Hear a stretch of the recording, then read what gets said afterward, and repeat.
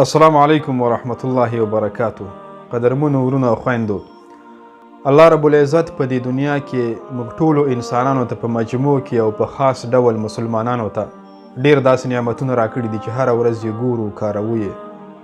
د ژوند برخه مو ده، خو هغه رقم چې د هغه نعمت ارزښت دی په اهمیت باندې نه پوهیږو. د دغه نعمتونو له جملې نه یو هم د اسلام د هدایت ستر نعمت دی چې موږ مسلمانانو ته یې راکړی دی، خو موږ متاسفانه هغه رقم چې قدر او ارزښت ده نه پرې پوهیږو او ډېر عادي سترګه باندې ورته ګورو. امام شافعي رحمه الله علیه فرمایي، وایي الله رب العزت موږ ته په دنیا کې داسې نعمت راکړ چې موږ یې غوښتنه نه وکړ، یعنې د اسلام د هدایت نعمت یې موږ ته راکړ چې موږ یې غوښتنه نه وکړې، نه پوهېدو. نو ته د مسلمان په حیث دا فکر وکړه که ته چیرته له الله رب العزت نه یو شی وغواړې، جنت وغواړې، نو څنګه به یې نه درکوي.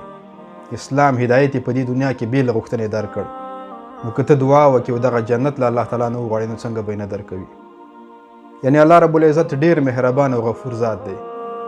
که په دې دنیا کې تا ته نور هیڅ هم در نه کړي، دغه د اسلام د هدایت نعمت یې چاته دا درکړی دی چې دغه قدر او اهمیت انسان نشي معلومولی، او دا ډېر لوی احسان دی الله رب العزت په انسانانو باندې، مسلمانانو باندې.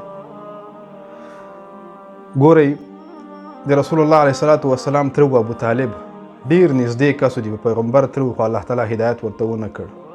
د نوح علیه السلام زوی، نږدې د پیغمبر زوی و، الله تعالی هدایت ورته ونه کړ. خو زه او ته د دنیا په میلیاردونو انسانانو کې مسلمان پیدا کړي او دغه ستر هدایت یې موږ ته نصیب کړی دی. نو که چېرته په دغه باندې اهمیت، د دغه نعمت په اهمیت باندې بیا هم موږ تاسو پوه نه شو او دا ژوند داسې عبث وګڼو، نو موږ تاسو به ډېر غټ تاوان په ژوند کې کړی وي. الله تعالی دې موږ تاسو دا توفیق راکړي چې د دغه نعمت په ارزښت باندې پوه شو، هغه رقم چې د دغه حق ده ادا یې کړو. السلام علیکم ورحمت الله وبرکاتو.